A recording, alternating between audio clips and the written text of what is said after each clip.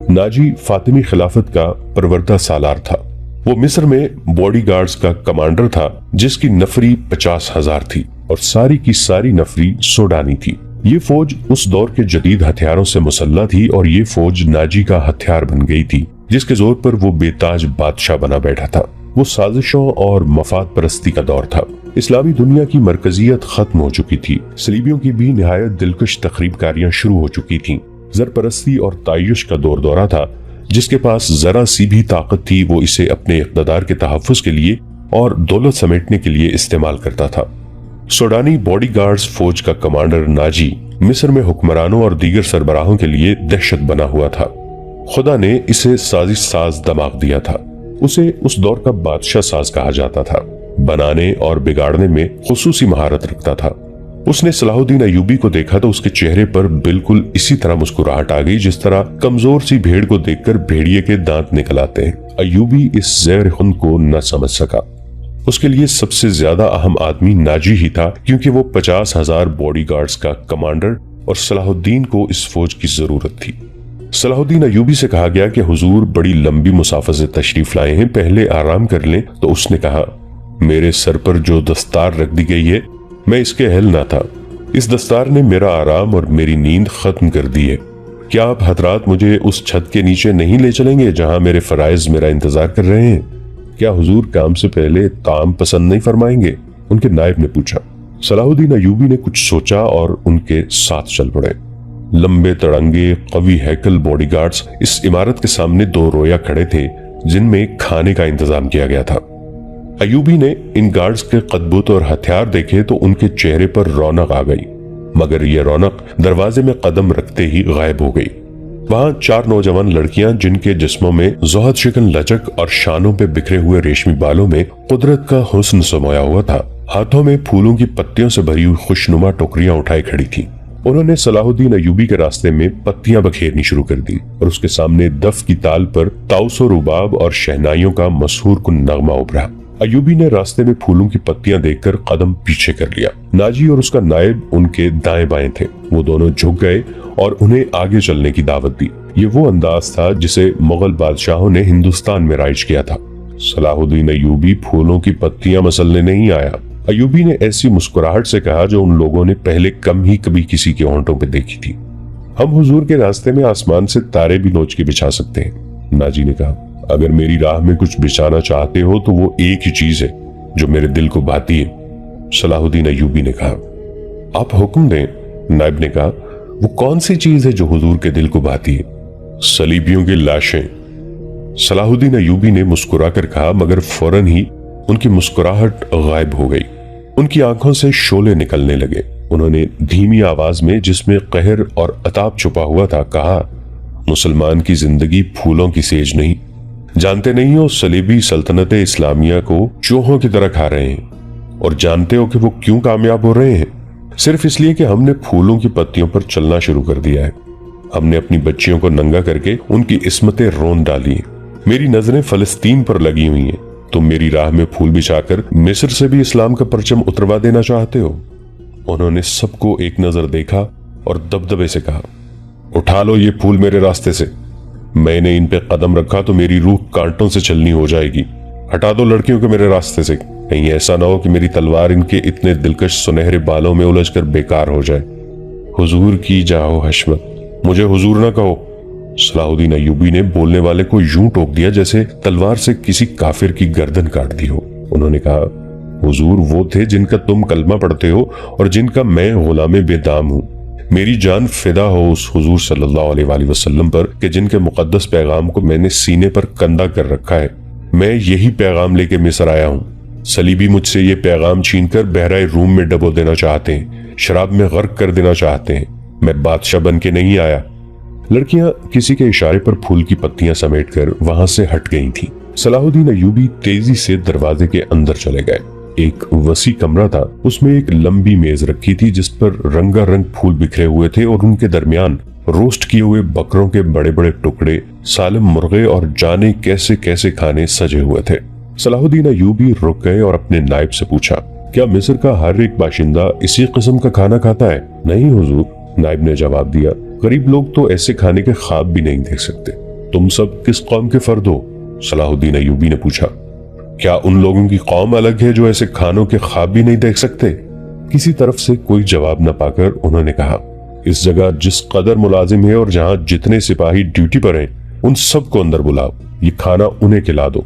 उन्होंने लपक कर एक रोटी उठाई, उस पर 2-3 बोटियां रखी और खड़े खड़े खाने लगे। निहायत तेजी से पूरी रोटी खाकर पानी पिया और बॉडीगार्ड्स के कमांडर नाजी को साथ लेकर उस कमरे में चले गए जो वायसराय का दफ्तर था। 2 घंटे बाद नाजी बाहर निकला, दौड़कर अपने घोड़े पर सवार हुआ, एड़ लगाई और नजरों से ओझल हो गया। रात नाजी के खास कमरे में उसके 2 कमांडर जो उसके मोतमद और हमराज थे उसके पास बैठे शराब पी रहे थे। नाजी ने कहा, जवानी का जोश है, थोड़े दिनों में ठंडा कर दूंगा। कमबख्त जो बात भी करता है कहता है रब्बे काबा की कसम सलीबियों को सल्तनत इस्लामिया से बाहर निकाल के दम लूंगा। सलाहुद्दीन अय्यूबी, एक कमांडर ने तंजिया कहा, इतना भी नहीं जानता कि सल्तनत इस्लामिया का दम निकल चुका है, अब सूडानी हुकूमत करेंगे। क्या आपने उसे बताया नहीं कि ये 50,000 का लश्कर सूडानी है? दूसरे कमांडर ने नाजी से पूछा। और ये लश्कर जिसे वो अपनी फौज समझता है सलीबियों के खिलाफ नहीं लड़ेगी? तुम्हारा दिमाग ठिकाने है और दुश, नाजी ने कहा। मैं उसे ये यकीन दिलाया हूं कि ये 50,000 सूडानी शेर उसके इशारे पर सलीबियों के परखचे उड़ा देंगे। लेकिन नाजी चुप होकर सोच में पड़ गया। लेकिन क्या? लेकिन उसने मुझे हुक्म दिया है कि मिस्र के बाशिंदों की एक फौज तैयार करो, नाजी ने कहा। उसने कहा है कि एक ही मुल्क की फौज मुनासिब नहीं होती, वो मिस्र के लोगों को भर्ती करके हमारी फौज में शामिल करना चाहता है। तो आपने क्या जवाब दिया? मैंने कहा कि आपके हुक्म की तामील होगी, नाजी ने जवाब दिया, मगर मैं ऐसे हुक्म की तामील नहीं करूंगा। मिजाज का कैसा है? औरदिश ने पूछा। जिद का पक्का मालूम होता है, नाजी ने जवाब दिया। आपकी दानिश और तजर्बे के सामने तो वो कुछ भी नहीं लगता, दूसरे कमांडर ने कहा। नया नया अमीर मिस्र बन के आया है, कुछ रोज ये नशा तारी रहेगा, मैं ये नशा उतरने नहीं दूंगा, नाजी ने कहा। उसे इस नशे में बदमस्त करके मारूंगा। बहुत देर तक ये तीनों सलाहुद्दीन अय्यूबी के खिलाफ बातें करते रहे और इस मसले पर गौर करते रहे कि अगर सलाहुद्दीन अय्यूबी ने नाजी की बेताज बादशाही के लिए खतरा पैदा कर दिया तो वो क्या कार्रवाई करेंगे। उधर सलाहुद्दीन अय्यूबी अपने नाइबीन को सामने बिठाए ये जहन नशीन करा रहे थे कि वो हुकूमत करने नहीं आए और न किसी को हुकूमत करने देंगे। सलाहुद्दीन ने उनसे कहा कि उन्हें जंगी ताकत की जरूरत है और उन्होंने ये भी कहा कि यहाँ का फौजी ढांचा उन्हें बिल्कुल पसंद नहीं। 50,000 बॉडीगार्ड्स सूडानी हैं, हमें हर खित्ते के बाशिंदों को यह हक देना है कि वो हमारी फौज में आ जाएं, अपने जौहर दिखाएं और माल गनीमत में से अपना हिस्सा वसूल करें। यहाँ के अवाम का मेयार जिंदगी इसी तरह बुलंद हो सकता है। सलाहुद्दीन अय्यूबी ने उन्हें बताया, मैंने नाजी से कह दिया है कि वो आम भर्ती शुरू कर दे। क्या आपको यकीन है कि वो आपके हुक्म की तामील करेगा? एक नाजिम ने उनसे पूछा। क्या वो हुक्म की तामील से गुरेज करेगा? वो गुरेज कर सकता है, नाजिम ने जवाब दिया।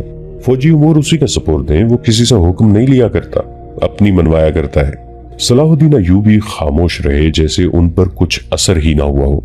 उन्होंने सबको रुखसत कर दिया और सिर्फ अली बिन सुफियान को अपने साथ रखा। अली बिन सुफियान जासूसी और जवाबी जासूसी का माहिर था। उसे सलाहुद्दीन अय्यूबी बगदाद से अपने साथ लाए थे। वो उधेड़ उम्र का आदमी था, अदाकारी, चरब ज़बानी और भेस बदलने में महारत रखता था। जंगों में उसने जासूसी भी की थी और जासूसों को पकड़ा भी था। उसका अपना गिरोह था जो आसमान से तारे भी तोड़ लाता था। सलाहुद्दीन अय्यूबी को जासूसी की अहमियत से वाकफियत थी। फन्नी महारत के अलावा अली में वही जज्बा था जो सलाहुद्दीन अय्यूबी में था। तुमने सुना अली? सलाहुद्दीन ने कहा। ये लोग कह गए कि नाजी किसी से हुक्म नहीं लिया करता, अपनी मनवाया करता है। हाँ, अली ने जवाब दिया, मैंने सुन लिया है। अगर मैं चेहरे पहचानने में गलती नहीं करता तो मेरी राय में बॉडीगार्ड्स का ये कमांडर जिसका नाम नाजी है नापाक ज़हनियत का इंसान है। उसके मुतालिक मैं पहले से भी कुछ जानता हूँ। ये फौज जो हमारे खजाने से तनख्वाह लेती है दरअसल नाजी की जाती फौज है। उसने हुकूमती हलकों में ऐसी साजिशें की हैं जिन्होंने इंतजामी ढांचे को बेहद कमजोर कर दिया है। अब का ये फैसला बिल्कुल बजा है कि फौज में यहाँ के हर खित्ते के सिपाही होने चाहिए। मैं आपको तफसीली मालूमात फराहम कर दूंगा। मुझे शक है कि सूडानी फौज नाजी की वफादार है, हमारी नहीं। आपको इस फौज की तरतीब और तंजीम बदलनी पड़ेगी या नाजी को सुबकदोश करना पड़ेगा। मैं अपनी सफों में ही अपने दुश्मन पैदा नहीं करना चाहता, सलाहुद्दीन अय्यूबी ने कहा। नाजी घर का बेदी है, उसे सुबकदोश करके अपना दुश्मन बना लेना दानिशमंदी नहीं। हमारी तलवारें गैरों के लिए हैं, अपनों का खून बहाने के लिए नहीं। मैं नाजी की जहनियत को प्यार और मोहब्बत से बदल सकता हूँ। तुम इस फौज की जहनियत मालूम करने की कोशिश करो, मुझे सही इतला दो कि फौज कहाँ तक हमारी वफादार है। मगर नाजी इतना कच्चा आदमी नहीं था। उसकी जहनियत प्यार और मोहब्बत के बखेड़ों से आजाद थी। उसे अगर प्यार था तो अपने इख्तदार और शैतानियत के साथ था। इस लिहाज से वो पत्थर था, मगर जिसे अपने जाल में फांसना चाहता उसके सामने मोम हो जाता था। उसने सलाहुद्दीन अय्यूबी के साथ यही रवैया इख्तियार किया। उसके सामने वो बैठता नहीं था, हाँ में हाँ मिलाता चला जाता था। उसने मिस्र के मुख्तलिफ खित्तों से अय्यूबी के हुक्म के मुताबिक फौज के लिए भर्ती शुरू कर दी थी। हालांकि ये काम उसकी मर्जी के खिलाफ था। दिन गुजरते जा रहे थे। सलाहुद्दीन अय्यूबी उसे कुछ कुछ पसंद करने लगा था। नाजी ने उसे यकीन दिलाया था कि सूडानी बॉडीगार्ड्स फौज हुक्म की मुंतजिर है और ये कौम की तवक्कुआत पर पूरा उतरेगी। नाजी सलाहुद्दीन अय्यूबी को 2-3 मर्तबा कह चुका था कि वो बॉडीगार्ड्स की तरफ से इसे दावत देना चाहता है और फौज इसके एजाज में जश्न मनाने के लिए बेताब है। लेकिन सलाहुद्दीन अय्यूबी मसरूफियत की वजह से ये दावत कबूल नहीं कर सका था। रात का वक्त था। नाजी अपने कमरे में अपने 2 मोतमिद जूनियर कमांडरों के साथ बैठा शराब पी रहा था। 2 नाचने वालियां साजों की हल्की हल्की मौसीकी पर मस्ती में आई हुई नागिनों की तरह मशहूर कुनादाओं से रक्स कर रही थी। उनके पाँव में घुंघरू नहीं थे, उनके जिस्मों पर कपड़े सिर्फ इस कदर थे कि उनके सतर ढके हुए थे। इस रक्स में खुमार का तासुर था। दरबान अंदर आया और नाजी के कान में कुछ कहा। नाजी जब शराब और रक्स में महव होता था तो कोई मखल होने की जुर्रत नहीं कर सकता था। सिर्फ दरबान को मालूम था कि वो कौन सा जरूरी काम है जिसकी खातिर नाजी ऐशो तरफ की महफिल से उठा करता है, वरना वो अंदर आने की जुर्रत न करता। उसकी बात सुनते ही नाजी बाहर निकल गया और दरबान उसे दूसरे कमरे में ले गया। वहाँ सूडानी लिबास में मलबूस एक उधेड़ उम्र आदमी बैठा था। उसके साथ एक जवान लड़की थी। नाजी को देखकर वो उठी। नाजी उसके चेहरे और कद काठ की दिलकशी देखकर ठिठक गया। वो औरतों का शिकारी था। उसे औरतें सिर्फ अपनी अय्याशी के लिए दरकार नहीं होती थी। उनसे वो और भी कई काम लिया करता था, जिनमें एक ये था कि वो निहायत खूबसूरत और अय्यार लड़कियों के जरिए बड़े बड़े अफसरों को अपनी मुट्ठी में रखता था। और एक काम ये भी करता था कि उन्हें अमीरों वजीरों को ब्लैकमेल करने के लिए इस्तेमाल करता था और उनसे वो जासूसी भी कराता था। जिस तरह कसाब जानवर को देखकर बता देता है कि उसका गोश्त कितना है, इसी तरह नाजी लड़की को देखकर अंदाजा लगा लिया करता था कि ये किस काम के लिए मौजू है। लड़कियों के व्यापारी और बर्दफरोश अक्सर नाजी के पास माल लाते रहते थे। ये आदमी भी ऐसे ही व्यापारियों में से लगता था। लड़की के मुतालिक उसने बताया कि तजुर्बाकार है, नाच भी सकती है और पत्थर को जबान के मीठे जहर से पानी में तब्दील कर सकती है। नाजी ने इसका तफसीली इंटरव्यू लिया। वो इस फन का माहिर था। उसके मुताबिक उसने लड़की का इम्तिहान लिया और उसने ये राय कायम की कि जिस काम के लिए वो एक और लड़की को तैयार कर रहा था, उसके लिए ये लड़की थोड़ी सी ट्रेनिंग के बाद मौजू हो सकती है। सौदा तय हो गया। व्यापारी कीमत वसूल करके चला गया। नाजी लड़की को उस कमरे में ले गया जहां उसके 2 साथी रक्स और शराब से दिल बहला रहे थे। उसने लड़की को नाचने के लिए कहा। लड़की ने जब चोगा उतार कर जिस्म को 2 ही बल दिए तो नाजी और उसके साथी तड़प उठे। पहली दोनों नाचने वालियों के रंग पीले पड़ गए। इस नई लड़की के सामने उनकी कदर कीमत कम हो गई थी। नाजी ने इसी वक्त महफिल बर्खास्त कर दी और उस लड़की को अपने पास बिठाकर सबको बाहर निकाल दिया। लड़की से नाम पूछा तो उसने ज़िकोई बताया। नाजी ने उसे कहा, ज़िकोई, तुम्हें यहाँ लाने वाले ने बताया था कि तुम पत्थर को पानी में तब्दील कर सकती हो। मैं तुम्हारा ये कमाल देखना चाहता हूँ। पत्थर कौन है? ज़िकोई ने पूछा। नया अमीर मिस्र, नाजी ने जवाब दिया। वो सलारे आजम भी है। सलाहुद्दीन अय्यूबी? ज़िकोई ने पूछा। हाँ, सलाहुद्दीन अय्यूबी, नाजी ने कहा।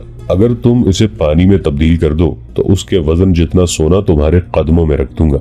वो शराब तो पीता होगा? नहीं, नाजी ने जवाब दिया। शराब, औरत, नाच गाने और तफरीह से वो इतनी ही नफरत करता है जितनी हर मुसलमान खिंजीर से करता है।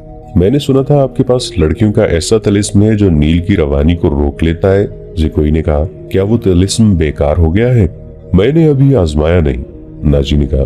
ये काम तुम कर सकती हो। मैं सलाहुद्दीन अय्यूबी की आदतों के मुतालिक तुम्हें बहुत कुछ बताऊंगा। क्या आप उसे जहर देना चाहते हैं? ज़िकोई ने पूछा। अभी नहीं, नाजी ने जवाब दिया। मेरी उसके साथ कोई दुश्मनी नहीं। मैं सिर्फ ये चाहता हूँ कि वो एक बार किसी तुम जैसी लड़की के जाल में फंस जाए, फिर मैं इसे अपने पास बिठाकर शराब पिलाऊं। अगर उसे कत्ल करना मकसूद होता तो मैं ये काम हशीशीन से निहायत आसानी से करा सकता था। यानी आप उसके साथ दुश्मनी नहीं, दोस्ती करना चाहते हैं? ज़िकोई ने कहा। इतना बर्जस्ता जुमला सुनकर नाजी चंद लम्हे लड़की को देखता रहा। वो इसकी तवक्को से कहीं ज्यादा ज़हीन थी। हाँ जे कोई, नाजी ने उसके मुलायम बालों पर हाथ फेर कर कहा। मैं उसके साथ दोस्ती करना चाहता हूँ, ऐसी दोस्ती कि वो मेरा हमनवाला और हम प्याला बन जाए। आगे मैं जानता हूँ कि मुझे उससे क्या काम लेना है, नाजी ने कहा और जरा सोच कर बोला। लेकिन तुम्हें ये भी बता देना जरूरी समझता हूँ कि एक जादू सलाहुद्दीन अयूबी के हाथ में भी है। अगर तुम्हारे हुस्न और नाजो अंदाज पर उसका जादू चल गया तो मैं तुम्हें जिंदा नहीं रहने दूंगा। अगर तुमने मुझे धोखा दिया तो तुम एक दिन से ज्यादा जिंदा नहीं रह सकोगी। सलाहुद्दीन अयूबी तुम्हें मौत से बचा नहीं सकेगा। तुम्हारी जिंदगी और मौत मेरे हाथ में है, तो मुझे धोखा नहीं दे सकोगी। इसीलिए मैंने तुम्हारे साथ खुलकर बातें की हैं, वरना मेरे रुतबे और हैसियत का आदमी एक पेशावर लड़की के साथ पहली मुलाकात में ही ऐसी बातें कभी नहीं करता। ये आपको आने वाला वक्त बताएगा कि कौन किसको धोखा देता है, ज़िकोई ने कहा। मुझे ये बताइए कि सलाहुद्दीन अयूबी तक मेरी रसाई किस तरह होगी। मैं उसे एक जश्न में बुला रहा हूँ, नाजी ने कहा। उसे रात अपने यहाँ रखूंगा और तुम्हें उसकी ख्वाबगाह में दाखिल कर दूंगा। मैंने तुम्हें इसी मकसद के लिए बुलाया है, आगे मैं संभाल लूंगी। नाज़रीन, आज के लिए इतना ही। हमारी वीडियो से अपडेटेड रहने के लिए हमारे इस चैनल को सब्सक्राइब करके नीचे मौजूद बेल आइकन को जरूर क्लिक कीजिएगा। आपके साथ इंशाल्लाह जल्द मुलाकात होगी इसी कहानी की नई किस्त के साथ। तब तक के लिए अपना बहुत सा ख्याल रखिएगा। हमारा और आपका अल्लाह निगहबान।